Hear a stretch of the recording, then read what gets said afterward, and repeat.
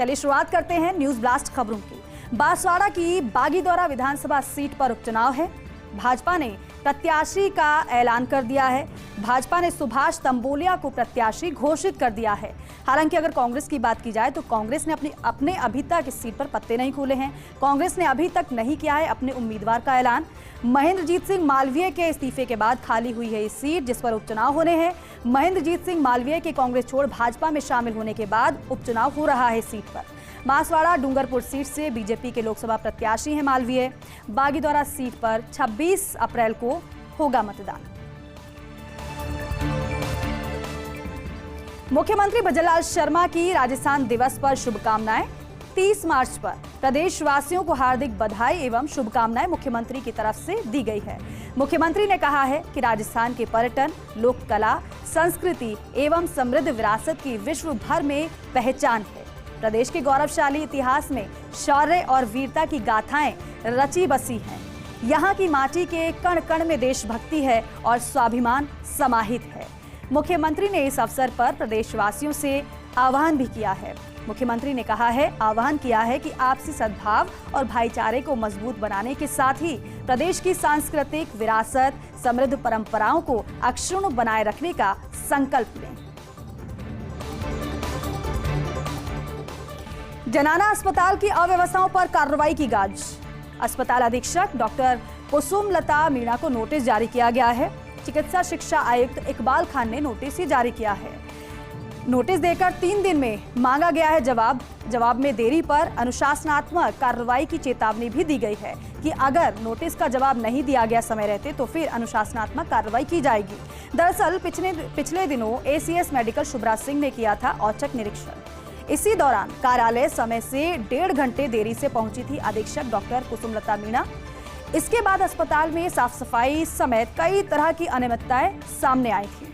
खुद एसीएस ने मौके पर ही गहरी नाराजगी जताते हुए कार्रवाई के निर्देश दे दिए थे, लेकिन 6 दिन बाद जाकर अधीक्षक को जारी किया गया है नोटिस। अब ऐसे में सवाल यह है कि आखिर लापरवाही पर कार्रवाई में क्यों होता है विलंब। और देखिए, भाजपा पर राजकोट से उम्मीदवार बदलने का दबाव है। गुजरात में क्षत्रिय समुदाय के सदस्यों ने विरोध किया। तेज देसी रियायतों से पूर्व शासकों पर पुरुषोत्तम रूपाला ने टिप्पणी की थी। आपको बताएं कि इसके विरोध स्वरूप समुदाय ने रूपाला को राजकोट सीट से हटाने की मांग की। हालांकि राजकोट से भाजपा कैंडिडेट पुरुषोत्तम रूपाला मांग चुके हैं माफी, लेकिन क्षत्रिय समुदाय रूपाला को स्वीकार करने को तैयार नहीं है और इसलिए बीजेपी पर प्रत्याशी को बदलने का दबाव पड़ रहा है। रूपाला के खिलाफ राजकोट में सभा आयोजित करने का भी फैसला लिया गया है। INDIA गठबंधन के सहयोगी कांग्रेस को कर रहे हैं ब्लैकमेल। INDIA गठबंधन में सबसे बड़ी पार्टी है कांग्रेस, लेकिन बावजूद इसके असहाय नजर आ रही है कांग्रेस। वो इसलिए क्योंकि पंजाब समेत 4 बड़े प्रदेशों में क्षेत्रीय दल ब्लैकमेल कर रहे हैं कांग्रेस को, क्योंकि ज्यादा सीटों की डिमांड कर रहे हैं। अब पंजाब में कांग्रेस को एक भी सीट देने को तैयार नहीं हुई आम आदमी पार्टी, और यही वजह रही कि पंजाब में 13 की 13 सीटों पर आम आदमी पार्टी ने अपने प्रत्याशी उतार दिए। अब वहीं आगे बढ़ेंगे तो महाराष्ट्र की बात करें तो महाराष्ट्र में भी सांगली सहित अन्य सीटों पर खींचतान जारी है। महाराष्ट्र कांग्रेस के नेता दे रहे हैं गठबंधन तोड़ने तक की सलाह। बंगाल में भी ममता दीदी तोड़ चुकी हैं कांग्रेस से नाता और सभी पश्चिम बंगाल की 42 सीटों पर उम्मीदवार घोषित कर दिए हैं ममता बनर्जी ने। लेकिन उत्तर प्रदेश की बात करें तो उत्तर प्रदेश और बिहार में दोनों यादव परिवारों ने कांग्रेस को भाव नहीं दिया है ज्यादा। बिहार में कांग्रेस को किनारे कर आरजेडी ने उम्मीदवार उतार दिए हैं। हालांकि इसमें थोड़ा विलंब जरूर हुआ, लेकिन आखिरकार कुछ हद तक सहमति बनी, लेकिन फिर भी ज्यादा भाव कांग्रेस को बिहार में भी नहीं मिला है। यही वजह है कि ज्यादा सीटों पर आरजेडी ने अपने प्रत्याशी उतारे हैं।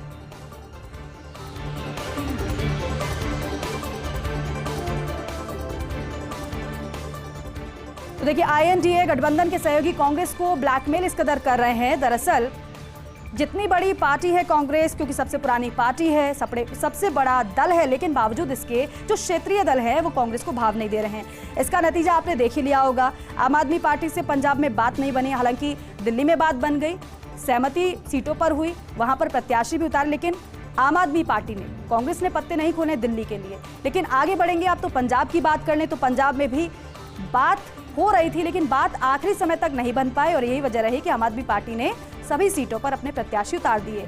पश्चिम बंगाल की बात करें, ममता बनर्जी से बातचीत जारी रही, लेकिन आखिरकार वहां पर भी बात नहीं बनी और यही वजह रही कि पश्चिम बंगाल में ममता बनर्जी ने सभी प्रत्याशियों की घोषणा कर दी। कांग्रेस को भाव वहां पर नहीं दिया, लेकिन बिहार में भी कांग्रेस ने पूरी कोशिश की कि ज्यादा सीटें उसे मिल जाए, लेकिन वहां पर भी ऐसा नहीं हो पाया। अब इसकी क्या वजह है ये सभी जानते हैं, लेकिन सवाल ये भी खड़ा हो रहा है कि क्यों बार्गेनिंग नहीं कर पाई कांग्रेस पार्टी अपने सहयोगी दलों से।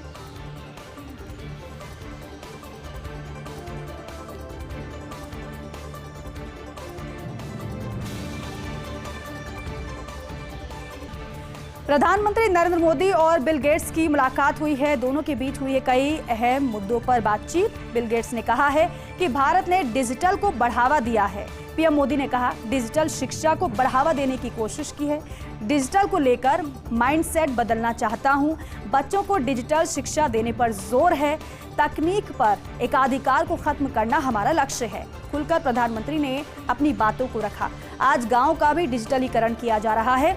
एआई का महत्व बहुत तेजी से बढ़ रहा है। एआई से भी आगे जाने की कोशिश होनी चाहिए, क्योंकि प्रधानमंत्री अपना टारगेट पहले ही सेट कर चुके हैं और पूरे देश को बता चुके हैं कि 2047 टारगेट है कि देश को विकसित भारत बनाना है। आगे उन्होंने कहा कि आम आदमी का तकनीक पर भरोसा बढ़ा है। तकनीक से कृषि क्षेत्र में बड़ी क्रांति आई है। यहाँ बच्चा आई और एआई दोनों ही बोलता है।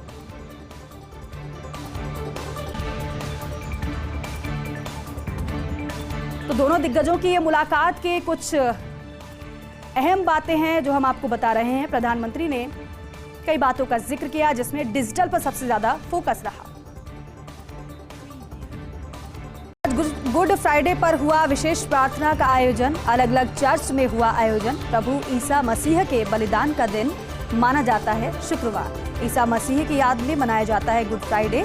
गुड फ्राइडे को ग्रेट फ्राइडे, ब्लैक फ्राइडे या होली फ्राइडे भी कहते हैं। साथ ही साथ प्रभु यीशु की याद में उपवास भी रखा जाता है। एक सवाल यह है कि क्या देश के सबसे ऊंचे मेडिकल टावर का तमगा बरकरार रहेगा? एसएमएस अस्पताल में बन रहे आईपीडी टावर से जुड़ी यह खबर है। ऊंचाई के इस तमगे को बरकरार रखने में जुटा है चिकित्सा शिक्षा विभाग की मंशा। विभाग की यह है कि स्वीकृत डिजाइन के मुताबिक बने 24 मंजिला टावर। दरअसल जेडीए ने इस प्रोजेक्ट के लिए स्वीकृत कर रखे हैं 516 करोड़ रुपए, लेकिन पूरे 24 मंजिल टावर के निर्माण के लिए चाहिए और 100 करोड़ रुपए। निर्माणकर्ता एजेंसी जेडीए अतिरिक्त 100 करोड़ रुपए देने से खड़े कर चुका है हाथ। अब जेडीए ने इस राशि की व्यवस्था के लिए चिकित्सा शिक्षा विभाग को भी पत्र भेजा था। ऐसे में खुद एसीएस मेडिकल शुभ्रा सिंह ने शुरू की अतिरिक्त बजट की कवायद, ताकि सबसे ऊंचे मेडिकल टावर को बनाकर बढ़ाया जा सके राजस्थान का नाम। हालांकि इस प्रोजेक्ट के भविष्य को लेकर एम्पावर्ड कमेटी ही करेगी फाइनल फैसला। आरसी की कार्यकारिणी भंग, एडहॉक कमेटी का गठन हुआ है। विधायक जयदीप बिहानी को बनाया गया है संयोजक। वहीं धनंजय सिंह, पवन गोयल, रतन सिंह होंगे एडहॉक कमेटी के सदस्य। हरीशचंद्र सिंह, धर्मवीर सिंह शेखावत भी होंगे कमेटी के सदस्य। रजिस्ट्रार कोऑपरेटिव अर्चना सिंह ने आदेश इसके लिए जारी कर दिए हैं। तो देखिए, बेहद अहम रहा। आरसी की कार्यकारिणी भंग की गई, एडहॉक कमेटी का गठन हुआ है और विधायक जयदीप बिहानी को संयोजक इसका बनाया गया है।